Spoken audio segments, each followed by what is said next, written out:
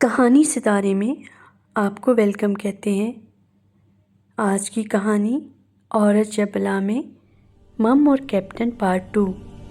دشوار گزار راستے پر سنگلاخ چٹانوں کے درمیان سے گزرتی یہ ٹیم بلندی کی جانب چڑھ رہی تھی اور پھر کافی اوپر بلندی پر جا کر تھوڑی سی کھلی جگہ آئی تھی اور وہاں ایک غار کے قریب جا کر یہ نشان غائب ہو گئے تھے، گویا مم کی غار میں موجودگی کی جانب اشارہ دے رہے تھے۔ سب لوگوں نے اپنی رائفلیں سیدھی کر لیں۔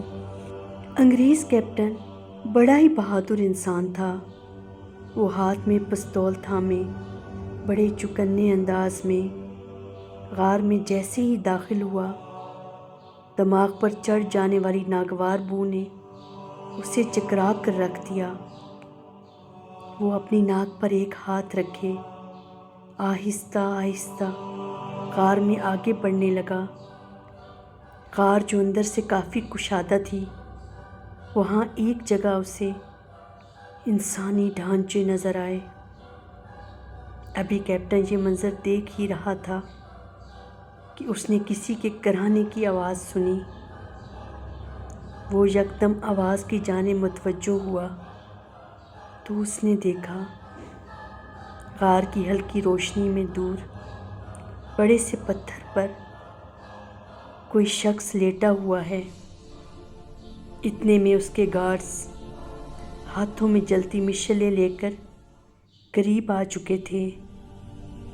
روشنی میں انہیں اپنے سامنے رات کو ڈیوٹی سے غائب ہونے والا گارڈ صاف دکھائی دے رہا تھا، جو تکلیف سے کراہ تو رہا تھا مگر بظاہر اس کے جسم پر زخم کے نشان وغیرہ نہیں تھے۔ کیپٹن نے اپنے ساتھ آنے والوں کو اشارے سے گارڈ کو اٹھانے کو کہا اور خود چاروں جانب گہری نظروں سے جائزہ لینے لگا۔ غار میں اس وقت بہت سے انسانی ڈھانچوں کے علاوہ صرف وہ گارڈ موجود تھا، جبکہ مم کا کہیں نام و نشان نہیں تھا۔ کیپٹن کے ساتھیوں نے گارڈ کو اٹھا کر کھڑا کرنے کی کوشش کی تو وہ کھڑا نہ ہو سکا۔ محسوس ہو رہا تھا جیسے گارڈ کی ٹانگیں اس کا وزن برداشت کرنے کے قابل نہیں رہیں۔ وہ بڑی مشکل سے اسے اٹھا کر غار سے باہر لے جانے میں کامیاب ہوئے۔ کیپٹن نے چند لوگوں کو ہدایت کی تھی کہ وہ گارڈ کو فوراً کیمپ لے جائیں، جو اتنا دہشت زدہ تھا کہ اس کے حلق سے آواز بھی نہیں نکل رہی تھی، اور خود چند ساتھیوں کے ہمراہ وہاں چھپ کر مم کی واپسی کا انتظار کرنے لگا۔ پوری رات انتظار کے باوجود مم واپس نہیں آئی تھی۔ کیپٹن نے مایوس ہو کر غار میں موجود انسانی ڈھانچوں کو وہیں دفن کرنے کی ہدایت کی، اور پھر اس کام سے فارغ ہو کر یہ ٹیم واپس کلی کیمپ آ گئی تھی۔ کیمپ میں موجود گارڈ کی حالت اب کافی بہتر تھی، مگر وہ اب بھی بہت خوفزدہ اور دہشت کا شکار تھا۔ کیپٹن نے گارڈ سے بات کرنے کی کوشش کی تو اس نے بڑی مشکل سے اپنے ساتھ گزرنے والے واقعے کو بیان کیا۔ ایک خاص بات جو گارڈ نے بتائی وہ بڑی حیرت انگیز تھی کہ مم اسے اٹھا کر انسانی انداز میں تیزی سے چلتی ہوئی غار میں لے گئی تھی، اور پھر اس نے وہاں اسے غار کے ایک کونے میں لٹا کر اس کے پاؤں کے تلوے چاٹنے شروع کر دیے تھے، اور پھر ذرا دیر میں ہی جیسے اس کی ٹانگوں کی طاقت ختم ہو گئی تھی اور وہ حرکت کرنے کے قابل نہیں رہا تھا، بالکل مفلوج ہو کر رہ گیا تھا۔ اس کے بعد وہ بلا اس کے قریب ہی لیٹ گئی تھی، اور اس کے جسم سے آتی ناگوار بو نے اس کے دماغ کو سن کر دیا تھا۔ گارڈ کا کہنا تھا کہ تھوڑی دیر بعد مم غار سے باہر چلی گئی تھی، اور وہ اس دہشتناک ماحول میں بے یار و مددگار لاچار پڑا، پتھروں کو پتھرائی آنکھوں سے دیکھتا رہا تھا اور اپنے رب کو یاد کرتا رہا تھا۔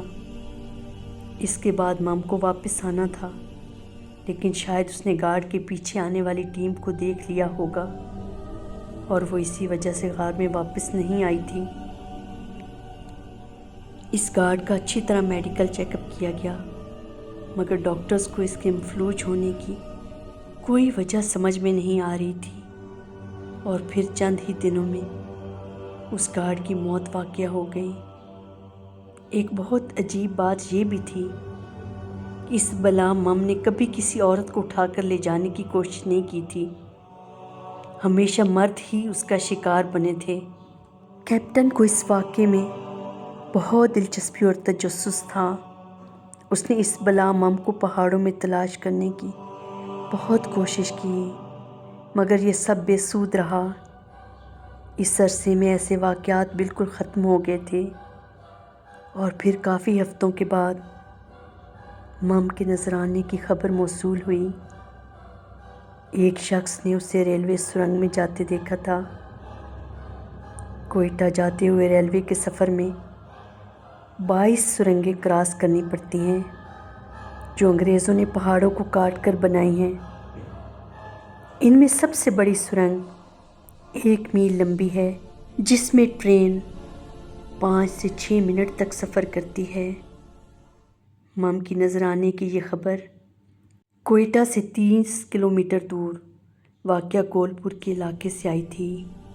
کولپور کا اسٹیشن سطح سمندر سے تقریباً 7,500 فٹ کی بلندی پر واقع ہے، اور یہاں سردی کی شدت کوئٹہ سے بھی زیادہ ہوتی ہے۔ اس زمانے میں تو یہ علاقہ بالکل ویران ہوتا تھا، بس ایک ریلوے ٹریک گزرتا تھا جہاں ریلوے کے چند ملازمین کے کوارٹر ہوا کرتے تھے، یا کبھی کبھار گرمیوں میں افغانستان سے آنے والے خانہ بدوش یہاں پڑاؤ ڈال لیتے تھے اور چند مہینے ٹھہر کر واپس افغانستان کی راہ لیتے تھے۔ مم کی نظر آنے کی اطلاع جیسے ہی انگریز کیپٹن کو ہوئی، اس نے فوراً اس علاقے میں جا کر پڑاؤ ڈال لیا۔ اب اسے یہ احساس ہو گیا تھا کہ مم کافی ہوشیار ہے، وہ ایک سے زیادہ افراد کی موجودگی میں سامنے نہیں آتی، لہٰذا کیپٹن نے اکیلے ہی مم کی تلاش شروع کر دی۔ اب کیپٹن اکثر پستول اور خنجر لیے پہاڑوں میں دور دور تک مم کی تلاش میں چلا جاتا۔ اس کی بٹالین کے لوگ اسے اس طرح اکیلے جانے پر روکتے تو وہ مسکرا کر جواب دیتا، اگر کوئی ساتھ ہوگا تو مم سے ملاقات نہیں ہو سکے گی۔ اس کے ساتھی اسے اس خطرناک ایڈونچر سے منع کرتے، مگر وہ تو بس ایک ہی بات ذہن میں بٹھائے ہوئے تھا کہ مم کو تلاش کرنا ہے، اور پھر اسے زیادہ انتظار نہیں کرنا پڑا۔ یہ فروری کا اختتام یا مارچ کا آغاز تھا، اور ان دنوں کوئٹہ شہر میں شدید سردی کی لہر ہوا کرتی ہے۔ پوری وادی مسلسل برف باری کی لپیٹ میں رہتی ہے۔ اس رات وہ انگریز کیپٹن اپنے کیمپ سے مم کی تلاش میں نکلا، اور چلتے چلتے اپنے کیمپ سے کافی دور ریلوے کی سرنگ تک آ گیا۔ تیز ہواؤں کے جھکڑ چل رہے تھے۔ ہوا کے پہاڑوں سے ٹکرانے کی وجہ سے کچھ ایسی عجیب آوازیں پیدا ہو رہی تھیں جیسے بہت سے افراد مل کر چیخو پکار کر رہے ہوں۔ مسلسل برف باری کے باعث سنگلاخ چٹانیں برف کا لبادہ اوڑھے کسی دیو ہیکل مخلوق کی شکل اختیار کر چکی تھیں۔ کیپٹن نے سرنگ کے قریب ایک جگہ رک کر ارد گرد کا جائزہ لیا اور ہاتھ میں تھامی ٹارچ سے سرنگ کے اندر دیکھنے کی کوشش کی۔ اسے سرنگ کے اندر دہکتے کوئلوں کی طرح 2 سرخ آنکھیں نظر آئیں جو اسے گھور رہی تھیں۔ کیپٹن نے اپنے حواس پر قابو رکھتے ہوئے پستول نکال لیا اور اپنی جگہ ساکت کھڑا رہا۔ اب وہ دو دہکتے انگارے آہستہ آہستہ اس کی جانب بڑھ رہے تھے کہ اچانک آسمان پر موجود بادلوں کے ٹکڑے چھٹنے لگے اور ان میں سے چاند کی مدھم روشنی برف پر پڑ کر ماحول کو مزید دہشتناک بنانے لگی۔ کیپٹن نے ٹارچ کو بیلٹ میں ٹھونس کر دوسرے ہاتھ میں خنجر تھام لیا تھا۔ مم آہستہ آہستہ اس کی جانب بڑھ رہی تھی اور ذرا سی دیر میں ہی وہ اپنی ناگوار بو کے ساتھ کیپٹن کے بالکل سامنے آ کر کھڑی ہو گئی۔ کیپٹن اس مم کو دیکھ کر حیران رہ گیا۔ واقعی اس کا دھڑ شیر کی طرح اور چہرہ کسی عورت کا لگ رہا تھا۔ مم چند لمحے اسے دیکھتی رہی اور پھر تیزی سے اس کی جانب لپکی۔ اسی اثنا میں کیپٹن گولی چلا چکا تھا جو مم کے جسم میں پیوست ہو گئی تھی، مگر وہ اس کے باوجود اپنی پوری طاقت سے کیپٹن کو دبوچنے میں کامیاب ہو گئی۔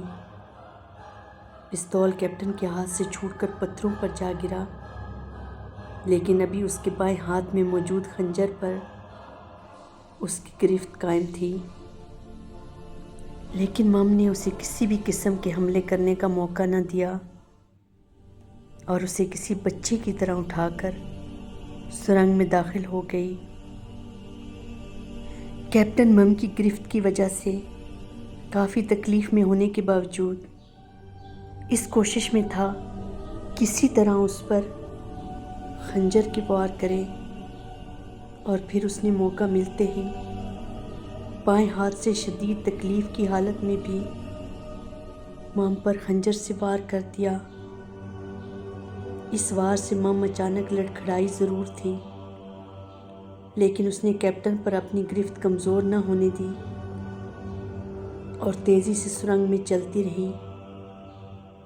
اب کیپٹن پر مدہوشی طاری ہونے لگی تھی، لیکن اس نے اپنی پوری طاقت جمع کر کے خنجر کا ایک بھرپور وار مم کے سینے پر کر ہی دیا۔ اس وار سے وہ لڑکھڑا کر گری ضرور تھی، لیکن اس نے کیپٹن پر اپنی گرفت کمزور نہیں ہونے دی۔ یوں وہ ریلوے ٹریک کے درمیان ایسے گری تھی کہ کیپٹن اس کے نیچے دب کے رہ گیا تھا اور مم اس کے اوپر پڑی یوں لمبی لمبی سانسیں لینے لگی جیسے اس کے جسم سے جان نکل رہی ہو۔ مم کے بھاری جسم کے نیچے دبے کیپٹن کے دماغ کو مم کے جسم سے آنے والی ناگوار بو نے جیسے سن سا کر دیا، اور پھر مم کے بوجھ تلے دب کر اسے کسی بات کا ہوش نہ رہا۔ سرنگ کے اندھیرے میں دونوں ریلوے ٹریک کے درمیان بے سدھ پڑے تھے۔ صبح کیپٹن کو کیمپ میں موجود نہ پا کر اس کی تلاش شروع ہوئی، اور اس کے قدموں کے نشان دیکھتے دیکھتے لوگ سرنگ تک پہنچ گئے۔ سرنگ کے کافی اندر جا کر ان کو کیپٹن اور مم دونوں ریلوے لائن کے درمیان پڑے نظر آئے تھے۔ پہلے تو مم کو دیکھ کر ان پر خوف طاری ہو گیا، پھر چند لوگ ہمت کر کے آگے بڑھے اور مم کے جسم کو ہلکا سا چھوا۔ وہ مر چکی تھی۔ پھر انہوں نے مم کے نیچے دبے ہوئے کیپٹن کو نکالا۔